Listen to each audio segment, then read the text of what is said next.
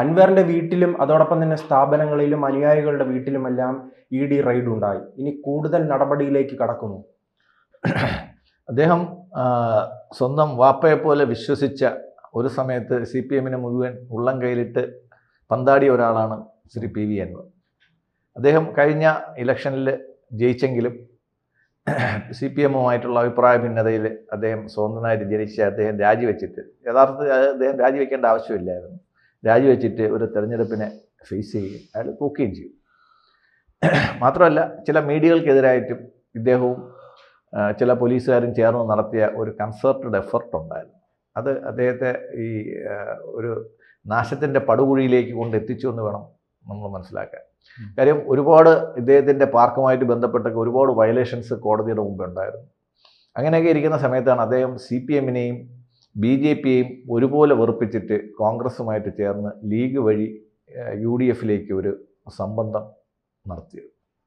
ഇത് തീർച്ചയായിട്ടും ഇതിനകത്തുണ്ടാകുന്ന റിപ്പർക്കഷൻസ് ഇപ്പോഴും പരിഗണിച്ചിട്ടില്ല. പരിഗണിച്ചിട്ടില്ല, അവർ പരിഗണിച്ചിട്ടില്ല. പക്ഷേ CPM-നും BJP-ന്നും അകന്ന സ്ഥിതിക്ക് ED-യുടെ സ്വാഭാവികമായിട്ടുള്ള അന്വേഷണത്തിലുള്ള റെയ്ഡ് നടന്നിട്ടുണ്ടായിരുന്നു. അവർ കണ്ടുപിടിച്ചപ്പോഴത്തേക്ക് ഏകദേശം 50 കോടി രൂപയുടെ കണക്കില്ലാത്ത വരുമാനം അദ്ദേഹത്തിനുണ്ടായിട്ടുണ്ട്.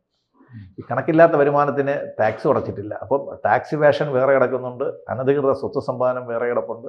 അതിൻ്റെ ഇടയിൽ കൂടെയാണ് പുള്ളിക്കാരൻ കള്ളപ്പണം വെളുപ്പിക്കാൻ ശ്രമിച്ചു എന്നുള്ളത്. മാത്രമല്ല, അദ്ദേഹം മറ്റു പല തട്ടിപ്പ് കേസുകളും പുള്ളിക്കാരനെതിരായിട്ട് ഇപ്പോൾ പൊങ്ങി വരുന്നുണ്ട്. പലർക്കും സ്വർണ്ണ ഖനിയെ വാഗ്ദാനം ചെയ്തിട്ടാണ് പുള്ളിക്കാരൻ പലരിൽ നിന്നും കോടിക്കണക്കിന് രൂപ വാങ്ങിച്ചിരിക്കുന്നത്.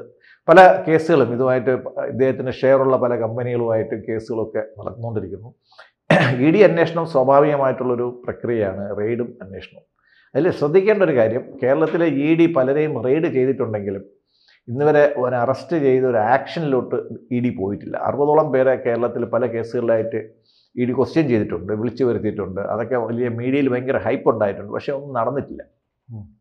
ഇവിടെ എന്താണ് കളി എന്നുള്ള കാര്യം നമുക്കറിയത്തില്ല. കാര്യം ED ഉൾപ്പെടുന്ന കുറ്റങ്ങൾ വളരെ സീരിയസ് ആയിട്ടുള്ള ഒഫൻസാണ്. കുറ്റം കൃത്യമായിട്ട് തെളിയിക്കാൻ സാധ്യത ഉണ്ടെങ്കിൽ മാത്രമേ അവർ റെയ്ഡ് നടത്തുള്ളൂ. ഇപ്പോൾ ED-യുടെ എടുക്കുന്ന കേസുകൾ പതിവിൽ കവിഞ്ഞ ധനം കൈപ്പറ്റിയതിന് ശേഷമാണ് കേസ് വരുന്നത്. അപ്പോൾ കേസ് ശരിക്കും പ്രോസസ്സ് ചെയ്യേണ്ട കേസാണ്. കാര്യം എവിഡൻസ് ബാങ്കിൽ തന്നെയുണ്ട്. ഈ അൻവർ ഒരു ഇരവാദം ഉന്നയിക്കാൻ ശ്രമിക്കുന്നത്. പിണറായി വിജയനെതിരെ പറഞ്ഞു തന്റെ വീട്ടിൽ ED കയറി, അത് BJP സഖ്യത്തിന്റെ ഫലമായാണെന്ന് തുടർച്ചയായി അദ്ദേഹം പറയുകയാണ്. അങ്ങനെ ഒരു സഖ്യം ഉണ്ടെന്ന് PV അൻവറിന് അറിയാമായിരുന്നെങ്കിൽ അദ്ദേഹം അത് വിട്ടിട്ട് വരത്തില്ലായിരുന്നല്ലോ.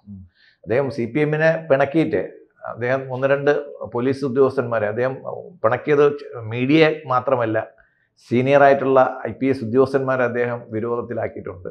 അങ്ങനെ മുഖ്യമന്ത്രിയുടെ ഓഫീസിൽ തന്നെ അദ്ദേഹം വിരോധത്തിലാക്കിയിട്ടുണ്ട്. പല MLA-മാരുമായിട്ടും അദ്ദേഹം ഇടഞ്ഞിട്ടുണ്ടായിരുന്നു. ഇങ്ങനെയുള്ള ഒരു കാര്യങ്ങൾ വരുമ്പോഴത്തേക്ക് അത് CPM-ൻ്റെയും അവരുടെ സൈബർ പോരാളികളെയും എപ്പോഴും പ്രകോപിപ്പിക്കുന്ന ഒരു രീതിയിലാണ് അദ്ദേഹം പോയത്. അദ്ദേഹത്തെ തന്നെ അറിയപ്പെട്ടിരുന്നത് കടന്നൽ രാജ എന്നാണ്. ഇപ്പോൾ കടന്നലിൻ്റെ ആ കുത്തുകൾ തന്നെത്താനെ ഏൽക്കുന്ന ഒരു അവസ്ഥയിലേക്കാണ് ശ്രീ PV അൻവർ വന്നിരിക്കുന്നത്. മാത്രമല്ല, സ്വത്ത് കണ്ടെത്തിയ സ്ഥിതിക്ക് ഇത് ED ഇവ കണ്ടുകെട്ടാനും മരവിപ്പിക്കാനും കൂടുതലുള്ള സാധ്യതയുണ്ട്. ഉടനെ അദ്ദേഹത്തെ അറസ്റ്റ് ചെയ്യേണ്ട ഒരു സാഹചര്യമാണുള്ളത്. കേരളത്തിൽ ED അറസ്റ്റ് ചെയ്ത് കണ്ടുകെട്ടി വസ്തു ലേലം ചെയ്ത് നമ്മുടെ ചാക്കി രാധാകൃഷ്ണൻ മാത്രമേ ഉള്ളൂ. നമ്മുടെ മലബാർ സിമൻസിൻ്റെ കുംഭകോണത്തിൽ പെടുകയും തിരുവനന്തപുരത്ത് ദേശാഭിമാനിയുടെ പഴയ ഓഫീസ് വാങ്ങിച്ചിട്ട് അതിനകത്ത് പെടുകയും ആ ഓഫീസ് ഇപ്പം ED ലേലം ചെയ്തിട്ട് വിറ്റായിരുന്നു. അപ്പം ആ ഒരു കേസ് മാത്രമേ ED അന്വേഷിച്ചതിൽ ഒരു സക്സസ്ഫുള്ളായിട്ട് കേരളത്തിൽ എത്തിയിട്ടുള്ളൂ. അത് CPM-നെതിരായിട്ടുള്ള കേസാണ്.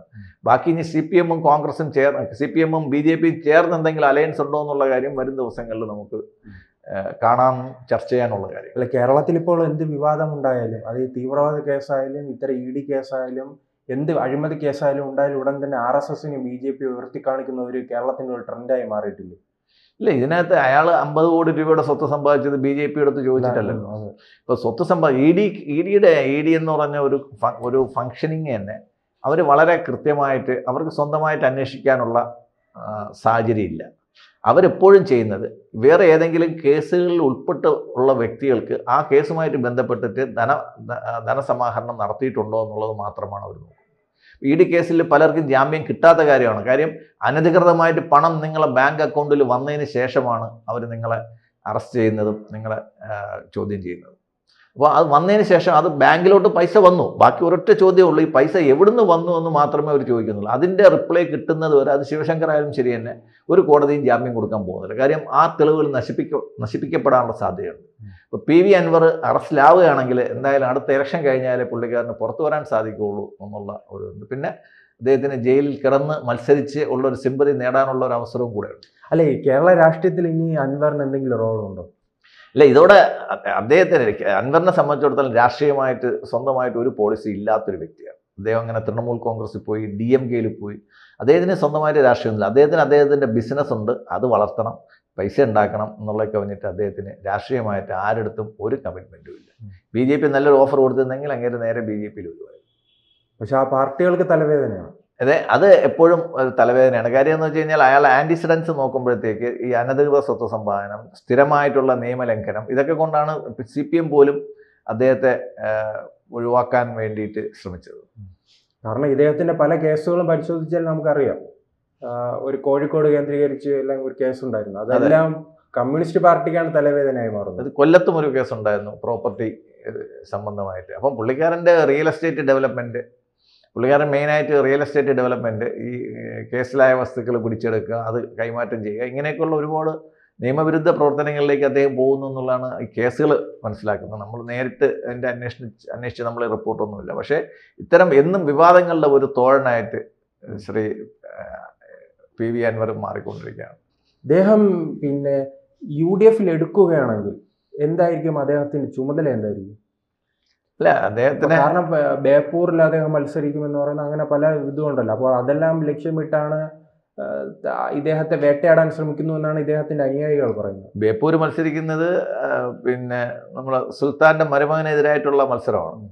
അപ്പം അത് ആ ഒരു മത്സരം ഒഴിവാക്കാൻ വേണ്ടിയിട്ട് ചിലപ്പോൾ CPM-ന് ചില ഹോട്ട് കമ്മ്യൂണിക്കേഷൻ ചാനൽസ് ഉണ്ട്, ആ ചാനൽ ഉപയോഗിച്ചിട്ടുണ്ടെന്നാണ് അദ്ദേഹം പറയുന്നത്.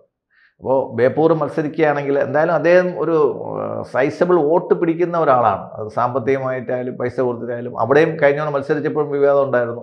പൈസ കൊടുത്തിട്ട് ആൾക്കാരെ പ്രകടനത്തിന് കൊണ്ടുവന്നതും അവർക്ക് പൈസ കൊടുത്തില്ല എന്നുള്ളതും അത് വിവാദമാക്കിയതും ഒക്കെ ആയിട്ട്. അപ്പോൾ എന്നും എന്തിലും വിവാദം സൃഷ്ടിക്കുകയും അതിൽ നിന്ന് പുളയ്ക്കുകയും ചെയ്യുന്ന ഒരു വ്യക്തിത്വമാണ് ശ്രീ PV അൻവറിൻ്റേത്. അല്ല, രാഷ്ട്രീയമായിട്ട് ഒരു കക്ഷിയോടും പ്രത്യേകിച്ച് കടപ്പാടോ അല്ലെങ്കിൽ ഏതെങ്കിലും വീക്ഷണമോ അദ്ദേഹത്തിനുള്ളതായിട്ട് നമുക്ക് ഒരിക്കലും തോന്നിയിട്ടില്ല. അദ്ദേഹത്തിൻ്റെ പാർട്ടിയും ഇപ്പോൾ പല തദ്ദേശ സ്വയംഭരണ തെരഞ്ഞെടുപ്പിൽ പല സീറ്റുകളിൽ മത്സരിക്കുന്നുണ്ട്. അതിൽ മുന്നേറ്റം ഉണ്ടാക്കാൻ കഴിയുകയാണെങ്കിൽ അടുത്ത നിയമസഭാ തെരഞ്ഞെടുപ്പിൽ ഇദ്ദേഹത്തിന് പരിഗണിച്ചല്ലേ കഴിയുള്ളൂ. അല്ല, മലപ്പുറത്ത് ചില ഏരിയകളിൽ വ്യക്തിപരമായിട്ടുള്ള ചില വോട്ട് ബാങ്കുകൾ ഉള്ളത് ഒഴിച്ചു കഴിഞ്ഞാൽ മറ്റ് കേരളത്തിൻ്റെ മറ്റു ഭാഗങ്ങളിലൊന്നും അദ്ദേഹത്തിന് ഇത് ശ്രദ്ധിക്കപ്പെടേണ്ട വോട്ടുകളൊന്നുമല്ല. പക്ഷേ CPM-നെതിരായിട്ടുള്ള അദ്ദേഹത്തിൻ്റെ ആ ഒരു മൂവ്മെൻറ്റ് നല്ലൊരു ജനശ്രദ്ധ പിടിച്ചു പറ്റിയതാണ്. അദ്ദേഹത്തിൻ്റെ ഫേസ്ബുക്ക് ലൈവ് തന്നെ ഏകദേശം 10 ലക്ഷത്തോളം പേര് കണ്ടതാണ്. അപ്പോൾ ആ ഒരു രീതി തുടർന്ന് വരുന്നതിന് പകരം അദ്ദേഹം പലപ്പോഴും കോംപ്രമൈസ് ചെയ്യുന്നതായിട്ടാണ് നമ്മൾ കണ്ടിട്ടുള്ളത്. ആ കോംപ്രമൈസ് ചെയ്ത് അദ്ദേഹത്തിൻ്റെ റിയൽ എസ്റ്റേറ്റ് ബിസിനസ്സിനെ പ്രൊട്ടക്ട് ചെയ്യാൻ വേണ്ടിയിട്ടുള്ള ഒരു നീക്കമായിട്ട് വേണം നമുക്ക് കാണാം. കൂടുതൽ വാർത്തകളും വിശേഷങ്ങളും നിങ്ങളിലേക്ക് എത്താൻ ABC മലയാളം സബ്സ്ക്രൈബ് ചെയ്യുക, ബെൽ ബട്ടണും അമർത്തുക.